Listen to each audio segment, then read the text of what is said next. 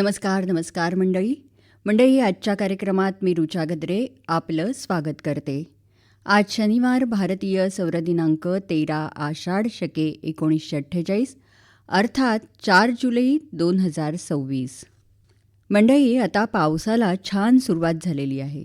त्यामुळे आपले शेतकरी बांधव भात पिकाच्या लागवडीच्या कामाला लागलेले आहेत. भात हे खरीपातलं अतिशय महत्त्वाचं असं पीक आहे. या भाताच्या लागवडीच्या वेगवेगळ्या पद्धती आहेत.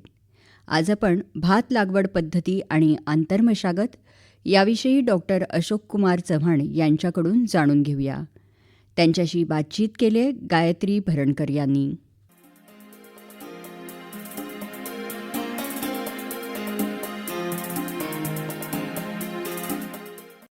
शेतकरी मित्रांनो, नमस्कार. आपल्याला माहिती आहे की भात हे तृणधान्य वर्गातलं महत्त्वाचं असं अन्नधान्य पीक आहे. जगातल्या 2/3पेक्षा जास्त लोकांचं मुख्य अन्न म्हणजेच भात. साधारणतः 60% जगामध्ये तर भारतामध्ये 75% लोकांचं भात हे मुख्य अन्न आहे. आशिया खंडातल्याच 200 कोटीपेक्षा जास्त लोकांना 70%हून सुद्धा अधिक उष्मांक म्हणजेच कॅलरीज पुरवणारं पीक म्हणून भाताला संबोधलं जातं. मंडळी, भाताची उत्पादकता पाहिली तर आपल्या राज्याची सरासरी उत्पादकता ही 2.06 टन प्रति हेक्टर असून ती पंजाब, तामिळनाडू आणि आंध्र प्रदेश या राज्यांच्या तुलनेमध्ये खूप कमी आहे. जागतिक स्तरावर भाताची उत्पादकता सर्वात जास्त जपान देशात आहे. त्याखालोखाल चीन राष्ट्राची आहे. भारताची मात्र 2.77 टन इतकी उत्पादकता आहे. गेल्या 10 वर्षातील स्थिर उत्पादकता पाहता ही उत्पादकता वाढवणं वाढत्या लोकसंख्येचा विचार केला तर फार आवश्यक आहे. महाराष्ट्राची सरासरी उत्पादकता ही 2.06 टन तर भाताची कोकणातली उत्पादकता ही 2.23 टन प्रति हेक्टर एवढी आहे. खरं म्हणाल तर ती वाढवण्यासाठी सुद्धा भरपूर वाव आहे. तर या संदर्भातच म्हणजेच भाताच्या लागवड पद्धती कोणत्या आहेत, त्यांची आंतरमशागत कशी करावी याविषयी अद्ययावत माहिती जाणून घेण्यासाठी आम्ही स्टुडिओमध्ये डॉक्टर अशोक कुमार चव्हाण सर यांना आमंत्रित केलेलं आहे. डॉक्टर बाळासाहेब सावंत कोकण कृषी विद्यापीठ दापोली येथे कृषी विद्या विभागाचे विभाग प्रमुख म्हणून ते कार्यरत आहेत. सर नमस्कार. नमस्कार. सर, सुरुवातीला सांगा की भाताची उत्पादकता कमी येण्याची प्रमुख अशी कोणती कारणं आहेत? सुधारित आणि अधिक उत्पादन देणाऱ्या संकरित वाणाच्या लागवडीखालील कमी क्षेत्र, सुधारित लागवडीच्या तंत्रज्ञानाचा अल्प प्रमाणात शेतकऱ्यांकडून वापर, डोंगर उतारावरील शेती त्यामुळे यांत्रिकीकरणाचा अभाव, वेळेवर आणि पुरेशा प्रमाणात शेतकऱ्यांना बियाणे, खते, कीटकनाशके इत्यादी निविष्ठा वेळेवर न पोचणे आणि पावसाच्या पाण्यावर पूर्णपणे अवलंबून असल्यामुळे भात शेती या पिकाचं उत्पादन कमी असल्याचं आपल्याला दिसून येतं. त्यामुळं भाताच्या उत्पादनात वाढ होण्यासाठी सुधारित लागवड तंत्रज्ञानाचा अवलंब करणं फार आवश्यक आहे. सर, आजचा आपला विषय आहे तो म्हणजे भात लागवड पद्धती आणि आंतरमशागत. पण या विषयाला हात घालण्यापूर्वी भात पिकाला आवश्यक असं हवामान कोणतं आहे, जमीन कशी असते याबद्दल आम्हाला थोडक्यात सांगा. कोकणामध्ये भाताची लागवड मुख्यतः आपल्या खरीप हंगामात म्हणजे पावसाळी हंगामात केली जाते. आणि भात पिकास जनरली उष्ण आणि दमट हवामाने चांगले असते. पिकाच्या वाढीसाठी साधारणपणे 24 डिग्री ते 32 डिग्री सेल्सिअस तापमान आणि सरासरी 65 ते 70% आर्द्रता आवश्यक असते. आणि साधारणपणे या पिकाला 1000 मिलीमीटरपेक्षा जास्त पावसाची पण गरज असते. पुरेसा पाऊस आणि सिंचनाची सुविधा आपल्याकडे असेल तर हे पीक आपल्याला सगळ्या प्रकारच्या जमिनीत घेता येते.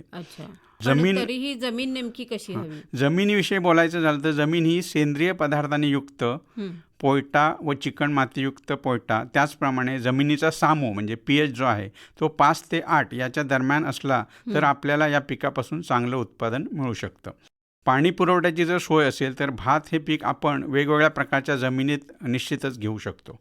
थोडक्यात सांगायचं तर आपल्या कोकणातल्या जमीन आणि हवामान हे भात पिकाच्या लागवडीसाठी अतिशय पोषक आणि अनुकूल असं आहे. अच्छा, मग या दृष्टीनं जर विचार केला तर आता सध्या भात पिकाच्या ज्या सुधारित लागवड पद्धती आहेत त्याबद्दल काय सांगता येईल?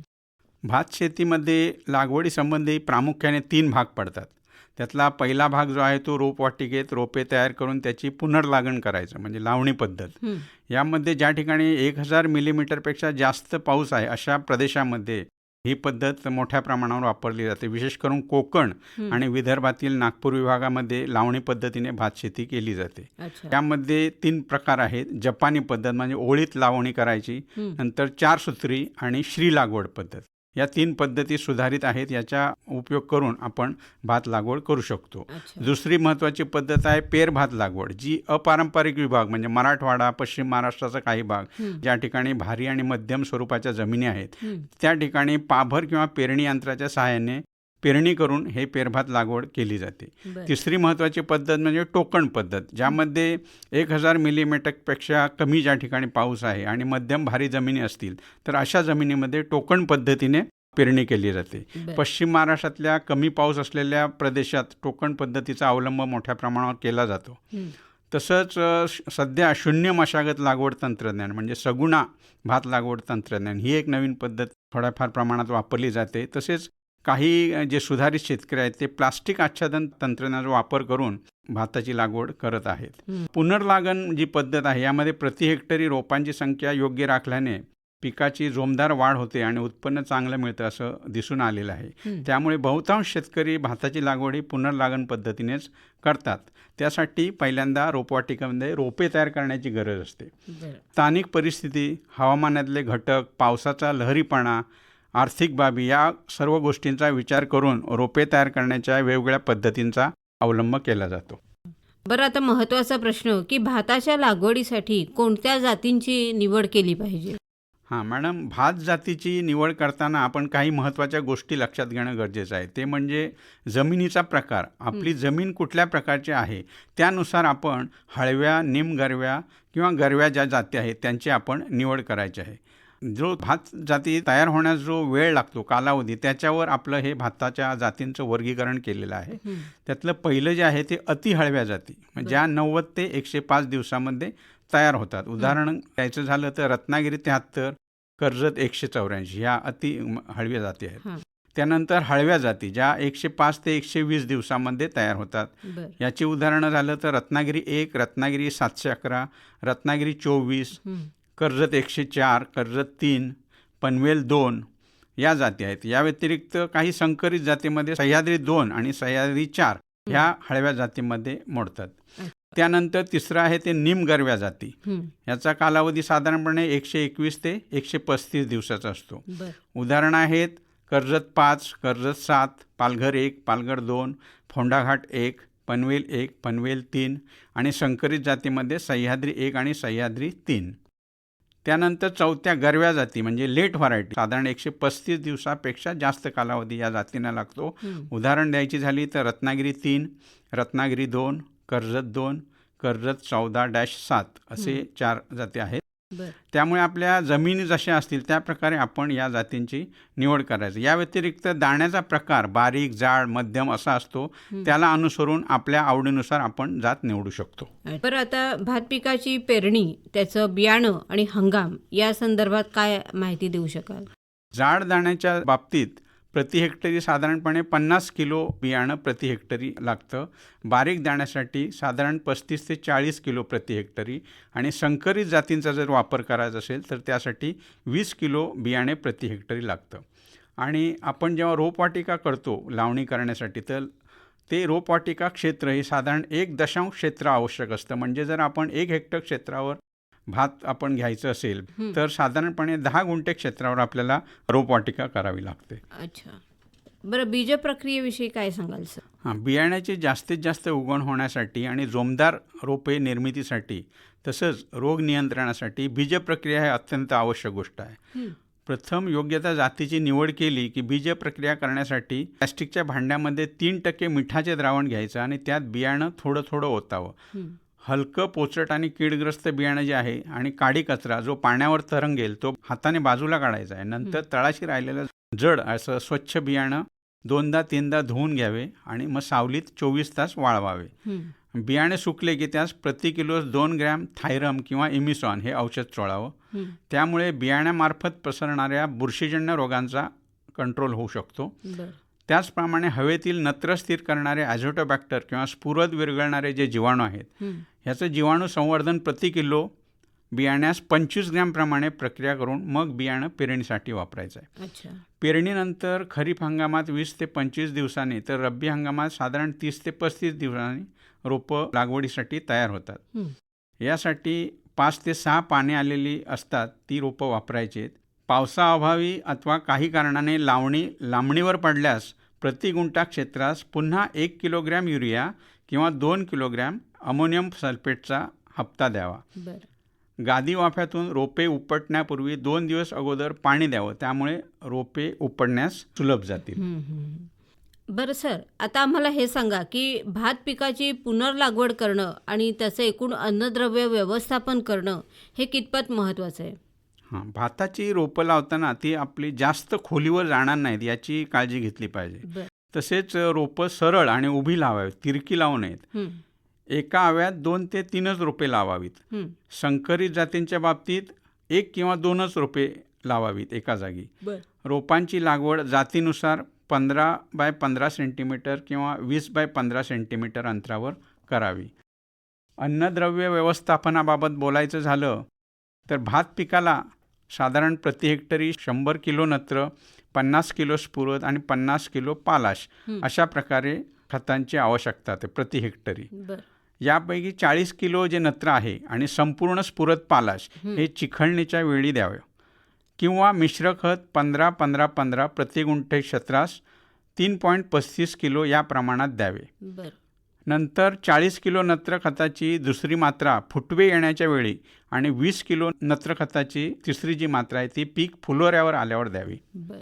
लावणीनंतर भात पिकाला फुटवे येण्याच्या वेळी म्हणजेच लावणीनंतर साधारणपणे 1 महिन्यानंतर वर खताचा पहिला हप्ता द्यावा व पीक फुलावर आल्यावर म्हणजेच लावणीनंतर हळव्या जातींच्या बाबतीत 65 ते 70 दिवसांनी, निमगरव्या जातींच्या बाबतीत 85 ते 90 दिवसांनी आणि गरव्या म्हणजे लेट ज्या जाती आहेत त्याच्या बाबतीत 105 ते 110 दिवसांनी वर खताचा दुसरा हप्ता देणे आवश्यक असते.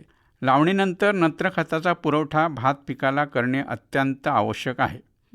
संकरित भाताचा विचार केला तर प्रति हेक्टरी 150 किलो नत्र आवश्यक असतं संकरित भातासाठी. यापैकी 40% नत्र व संपूर्ण स्फुरद पालाश हे प्रति हेक्टरी 50 किलो स्फुरद आणि 50 किलो पालाश हे आपण लावणीच्या वेळी दिलेले आहे. आता राहिलेला 60% नत्र 2 हप्त्यात आपल्याला द्यायचं आहे. त्यापैकी 40% नत्र फुटवे येण्याच्या वेळी आणि 20% नत्र पीक फुलोऱ्यावर आल्यावर द्यावे. अच्छा सर, तणांचा बंदोबस्त होऊ शकतो, तर या तणांवर नेमकं नियंत्रण कसं करावं? भात पिकातील आंतरमशागत व्यवस्थितपणे कशी करायची त्याबद्दलही सांगा. वर खताचा पहिला हप्ता देण्यापूर्वी बेंडणी करावी आणि खत दिल्यानंतर कोळपणी करावी. कोळपणी करण्यासाठी जपानी भात कोळपे किंवा कोनोविडरचा वापर करावा. तणनाशकाचा वापर करूनही आपण तण नियंत्रण करू शकतो. त्याकरता लावणीनंतर 5 ते 7 दिवसांनी ब्युटाक्लोर हे तणनाशक 1.5 किलो क्रियाशील घटक प्रति हेक्टरी या प्रमाणात घेऊन ते तण उगवण्यापूर्वी फवारायचं आहे. भात रोपवाटिकेमध्ये पाकड, सावा तसंच ही तृणवर्गीय आणि माका, हजारदाणी, कडूचिंच, जलमुखी अशी रुंद पानांची द्विदल तणे आढळतात. खरीप हंगामातील पोषक हवामान त्यामुळे तणांची वाढ ही जोमदार होते. तणे भाताच्या रोपावर पाणी, प्रकाश, अन्नद्रव्य व जागेसाठी मुख्य पिकाशी स्पर्धा करतात. त्यामुळे भाताच्या रोपाची वाढ खुंटते. प्रतिकूल परिस्थितीत ही तणे जोमाने वाढतात. त्यामुळे गरजेनुसार 12 ते 15 दिवसांनी निंदणी करून रोपवाटिका तणमुक्त ठेवणं गरजेचं आहे.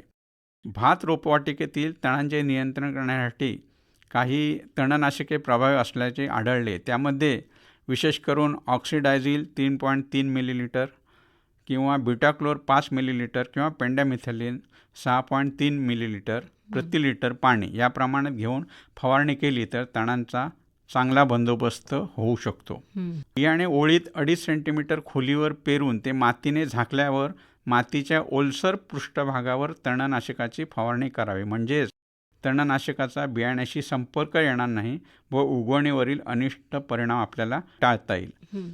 भात बियाणे पृष्ठभागावर पडल्यास किंवा फेकून पेरल्यास तणनाशकाचा उगवणीवर अनिष्ट परिणाम होऊ शकतो.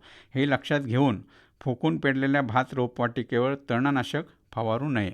पेरणी अथवा टोकन पद्धतीने भात लागवड केल्याने भात रोप तयार करणे, ते उपटून त्याची वाहतूक आणि पुनर्लागवड करणे यासाठी होणारा प्रचंड खर्च वाचवता येईल. तणनाशक फवारणीनंतर तीव्र संततधार पाऊस पडत असेल तर तणनाशकाचा आपल्याला अपेक्षित परिणाम दिसून येत नाही. अशावेळी पेरभात किंवा टोकन पद्धतीने पेरणी केलेल्या भातामध्ये हातकोळप्याचा वापर करून तण नियंत्रण करता येतं. कोकणातही या पद्धतीचा अवलंब झाला तर त्याचा निश्चितच आपल्याला फायदा दिसून येईल. याशिवाय पेरणी अथवा टोकन पद्धतीचा विशेष फायदा म्हणजे रासायनिक खते पेरून पिकांच्या कार्यक्षम मुळांच्या क्षेत्रात देता येतात. त्यामुळे खतांची उत्पादकता किंवा उत्पादन कार्यक्षमता देखील वाढण्यास मदत होते.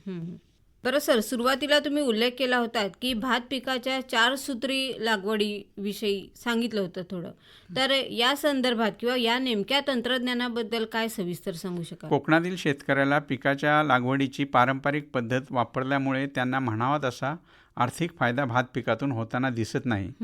त्यामुळे आर्थिकदृष्ट्या किफायतशीर होईल अशी साधी, कमी भांडवलाची आणि अधिक उत्पन्न देणारी अशी सुधारित भात शेती पद्धतीची गरज लक्षात घेऊन डॉक्टर नारायण सावंत यांनी बाळासाहेब सावंत कोकण कृषी विद्यापीठ दापोली आणि महात्मा फुले कृषी विद्यापीठ राहुरी यांच्या सहकार्याने संशोधन करून सोपे आणि कार्यक्षम 4 सूत्री किंवा चतुःसूत्री भात शेती लागवड तंत्रज्ञान विकसित केलं आहे. याच्यामध्ये मुख्य 4 सूत्र अशी आहेत. पहिलं म्हणजे भात पिकातील पालाश व सिलिकॉन या अन्नद्रव्यांचा फेरवापर. दुसरं आहे गिरीपुष्पाच्या झाडांच्या हिरव्या पाल्याचा हिरवळीचे खत म्हणून वापर. त्यानंतर तिसरं आहे अधिक उपजाऊ भात जातींच्या रोपांची नियंत्रित लावणे. आणि चौथं स्फुरदयुक्त युरिया ब्रिकेट्सचा रासायनिक खताचा कार्यक्षम वापर. यातलं आता जे पहिलं सूत्र आहे आपण थोडक्यात माहिती घेऊया. भात पिकातील पालाश आणि सिलिकॉन. भात पिकाच्या दीर्घकालीन उत्पन्न वाढीसाठी भात पिकाने जमिनीतून घेतलेला पालाश आणि सिलिकॉन जमिनीस परत करणे म्हणजेच त्याचा फेरवापर करणे हा एक परवडणारा चांगला उपाय आहे असे लक्षात आले आहे. भात पिकातील पालाश आणि सिलिकॉन फेरवापरासाठी भाताचा पेंढा लावणीपूर्वी चिखलात गाडावा आणि भाताच्या तुसाची काळी राख रोपवाफ्यात प्रत्येक चौरस मीटरला अर्धा ते 1 किलो या प्रमाणात बी पेरणीपूर्वी मिसळावी. न भिजलेला भाताचा जो पेंढा आहे तो भात लावणीपूर्वी हेक्टरी 2 टन या प्रमाणामध्ये शेवटच्या चिखलणीच्या वेळी शेतात पसरावा आणि नंतर पायाने तुडवून चिखलात गाडावा. असे केल्याने हेक्टरी अंदाजे 30 ते 40 किलो पालाश आणि 120 ते 140 किलो सिलिकॉनचा पुरवठा पिकासाठी होऊ शकतो. त्यानंतर दुसरं जे सूत्र आहे ते गिरीपुष्प पाल्याचं. यामध्ये गिरीपुष्प झाडाच्या हिरव्या पाल्याचा हिरवळीचं खत म्हणून आपण वापर करतो. शेतकऱ्याने गिरीपुष्पाच्या फांद्या बुंद्यापासून 30 ते 40 सेंटीमीटर उंचीवर कापून शेवटच्या चिखलणीपूर्वी 6-7 दिवस अगोदर शेतात पसरवाव्यात. या कालावधीत फांद्यावरील पाने शेतात गळून पडतात. त्यानंतर उरलेल्या ज्या फांद्या आहेत त्या गोळा करून जळण्यासाठी किंवा अन्य शेतीच्या कामासाठी वापराव्यात व शेवटची चिखलणी नेहमीप्रमाणे करावी. अशा प्रकारे सेंद्रिय खतामार्फत हेक्टरी 12 ते 15 किलोपर्यंत नत्र आपल्या भात शेतीला मिळू शकतं. तिसरं जे सूत्र आहे ते अधिक उपजाऊ भात जातींच्या रोपांची नियंत्रित लावणी. चिखलणी करून झाल्यानंतर खाचरे तयार झाले की तुसाची काळी राख वापरून तयार केलेल्या भाताच्या 3-4 आठवड्याच्या सशक्त रोपांची नियंत्रित लावणी करावी. नियंत्रित लावणी 2 चुडामधील अंतर 15 बाय 25 सेंटीमीटर 1 आड 1 असे दोन्ही दिशेने राखतात. त्यामुळे आव्यांची संख्या प्रति चौरस मीटरला 25 याप्रमाणे राखता येते. बियाण्याच्या खर्चात त्यामुळे 50% बचत होते आणि रोपे तयारणीचा जो खर्च आहे तो खर्चही वाचतो आणि आपला खटाटोपही कमी होतो. तसेच लावणीचे आणि कापणीचे श्रमही कमी होतात. सुधारित जातींना स्थानिक भातापेक्षा जास्त फुटवे येतात. त्यामुळे एका आव्यात 4 रोपांपेक्षा जास्त रोपे लावू नयेत. नियंत्रित भात लागवडीसाठी बांबू मार्गदर्शक लावणी आणि 2 ओळी लावणी या 2 पद्धती विकसित केलेल्या आहेत. रोपामधील जे अंतर 20 बाय 20 सेंटीमीटर आहे ते राखण्यासाठी लावणी दोरीच्या खुणांमधील अंतर आलटून पालटून 25 बाय 15, 25 बाय 15 असे ठेवण्यात आलेले आहे आणि 2 ओळी लावणी पद्धत वापरून नियंत्रित भात लागवड ही करणं सहजपणे शक्य होते. चौथं सूत्र महत्त्वाचे जे आहे ते DAP युरिया ब्रिकेट वापरणं. या सूत्रांमध्ये भाताची नियंत्रित लावणी केल्यानंतर त्याच दिवशी किंवा लावणीच्या दुसऱ्या दिवशी DAP युरिया ब्रिकेट खत आपल्या पिकाला द्यायचं आहे. त्यासाठी साधारणपणे 200 ते 400 ग्रॅम DAP युरिया ब्रिकेट शेतकऱ्याने कमरेभोवती बांधलेल्या प्लास्टिक पिशवीमध्ये घ्यावे. कोणत्याही एका कोरड्या हाताने पिशवीतून एक वेळेस 5 ते 6 ब्रिकेट्स काढाव्यात आणि दुसऱ्या हाताने एकावेळी एक ब्रिकेट काढावी.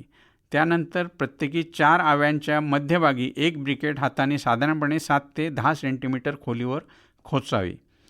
म्हणजेच एका हेक्टरमध्ये 62,500 ब्रिकेट्स आपल्याला खोचाव्या लागतील.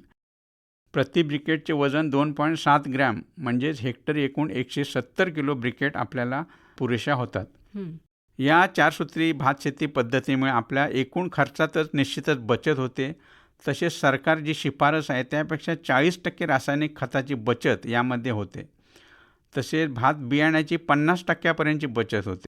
तसेच रोपे तयार करण्याचा, उपटण्याचा आणि लावण्याचा जो खर्च आहे तो देखील या ठिकाणी आपल्याला कमी होतो. लावणीस आणि कापणीच्या कामात देखील आपल्याला बचत होताना दिसून येते.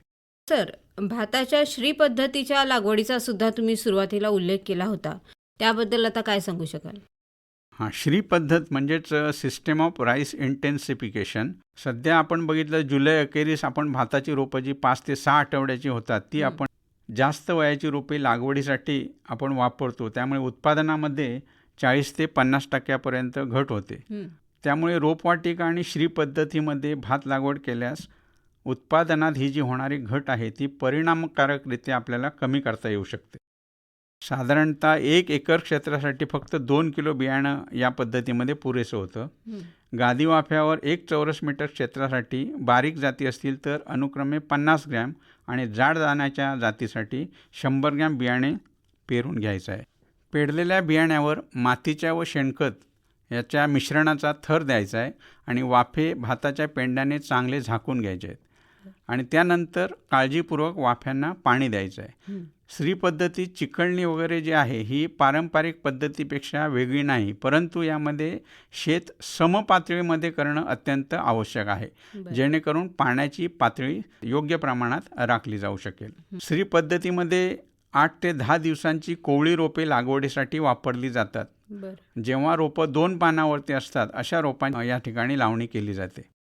त्यानंतर श्री पद्धतीमध्ये लागवडीसाठी वापरण्यात येणाऱ्या रोपांची काळजीपूर्वक काढणी करून घ्यावी. रोपांची काढणी करताना रोपांची मुळे, भाताचं बी आणि माती एकत्रित राहील याची काळजी घेतली पाहिजे आणि रोपांची लावणी खोलवर होणार नाही याची देखील काळजी घेणं अत्यंत आवश्यक आहे. नंतर चौरस पद्धतीने रोपांची लागवड करायची आहे. 25 बाय 25 सेंटीमीटर अंतरावर एका ठिकाणी एकाच रोपाची लागवड करायची, त्यामुळे मुळांची वाढ चांगल्या प्रकारे होऊ शकते. त्यानंतर तण नियंत्रणासाठी आणि वायुविजन होण्यासाठी जमीन सतत ओलसर ठेवायची, पाणी एका ठिकाणी साठवून ठेवू नये आणि कोळप्याच्या सहाय्याने 2 ते 3 कोळपणी करायची. एक कोळपणी साधारण 10 दिवसानंतर करायची आहे. यामुळे तणांचं नियंत्रण होऊ शकेल आणि जमिनीमध्ये हवा खेळती राहून मुळांना जास्तीत जास्त ऑक्सिजन मिळू शकतो. श्री पद्धतीमध्ये पाणी व्यवस्थापनाबाबतीत बोलायचं झालं तर जमीन ओलसर राहण्यासाठी नियमित पाणी पुरवठा करणे आवश्यक असतं, परंतु शेतात पाणी साठवून राहणार नाही याची काळजी घेणं देखील गरजेचं आहे. त्यामुळे मुळांची वाढ चांगली होऊन मुळे अन्नद्रव्यांचे शोषण अधिक कार्यक्षमतेने करू शकतील. श्री पद्धतीमध्ये रासायनिक खतांबरोबर कंपोस्ट आणि शेणखत यांचा 10 टन प्रति हेक्टर याप्रमाणे वापर करणं आवश्यक आहे. याचा फायदा रोपांची वाढ चांगली होऊन जमिनीचं आरोग्य चांगले ठेवण्यास मदत होते. त्यामुळे अन्नद्रव्यांचे शोषण रोपांकडून चांगल्या प्रकारे केले जाते. श्री पद्धतीची अतिशय सविस्तर माहिती सर तुम्ही देताच आहात. एक थोडक्यात सांगायचं झालं तर भाताच्या या श्री पद्धतीचे फायदे कोणते सांगता येतील? श्री पद्धतीमुळे आपल्याला उत्पादनात अधिक उत्पादन झाल्याचं निश्चितच लक्षात येईल. नंतर पीक तयार होण्यासाठीचा कालावधी आहे हा देखील कमी होतो. नंतर रासायनिक खतांचा वापर थोडा कमी होतो या ठिकाणी, कारण आपण सेंद्रिय खतं वापरतो आहोत. त्यानंतर पाणी देखील कमी लागतं. पळींचं प्रमाण जे आहे फोल भात तयार होण्याचं ते देखील यामध्ये कमी आढळतं आणि दाणे चांगल्या प्रकारे भरल्यामुळे त्याचं वजन देखील चांगलं भरतं. मुळांची वाढ चांगली झाल्यामुळे जोराचा वारा किंवा पावसामध्ये रोपे आडवी पडत नाहीत रोपं.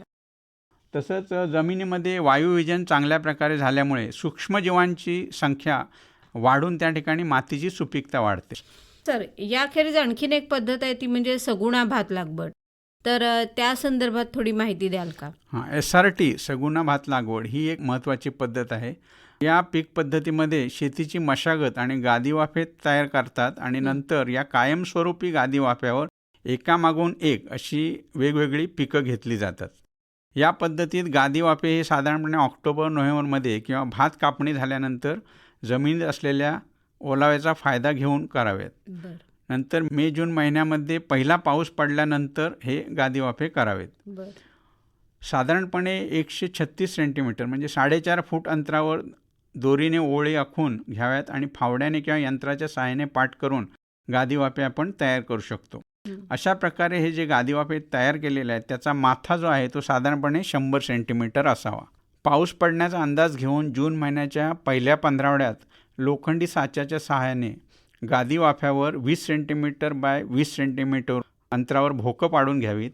त्यानंतर एकरी 300 किलो सुफला खत 15-15-15 आणि 800 ग्रॅम झिंक सल्फेट मिसळून लोखंडी साच्याच्या सहाय्याने केलेल्या छिद्रामध्ये चिमूटभर खतं आणि औषधाचं मिश्रण टाकून मातीत मिसळून घ्यावं. त्यानंतर भाताचे 3 ते 4 दाणे प्रत्येक छिद्रामध्ये टाकून ते मातीने झाकून घ्यावे. बरं पहिला पाऊस पडल्यानंतर जमीन वापशावर असताना ऑक्सिफ्लोरोफेन या तणनाशकाची 10 मिली प्रति 10 लिटर पाणी या प्रमाणामध्ये घेऊन भात पेरणीनंतर लगेच किंवा 2 दिवसापर्यंत मागे सरत फवारणी करावी, जेणेकरून वाफे 1 महिना तणविरहित राहू शकतील.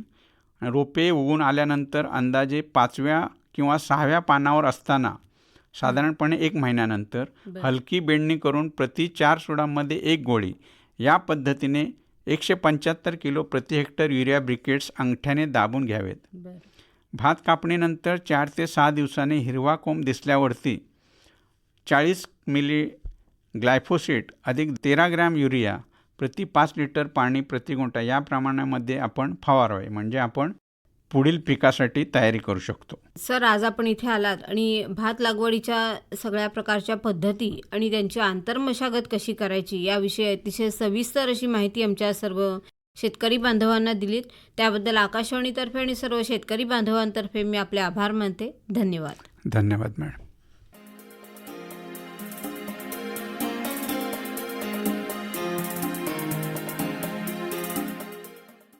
भात लागवड पद्धती आणि आंतरमशागत याविषयी डॉक्टर अशोक कुमार चव्हाण यांची गायत्री भरणकर यांनी घेतलेली मुलाखत आत्ताच आपण ऐकलीत. मंडळी, याबरोबरच आजच्या कार्यक्रमातून मी ऋचा गद्रे आपला निरोप घेते. पुन्हा भेट आहेच. तोपर्यंत नमस्कार.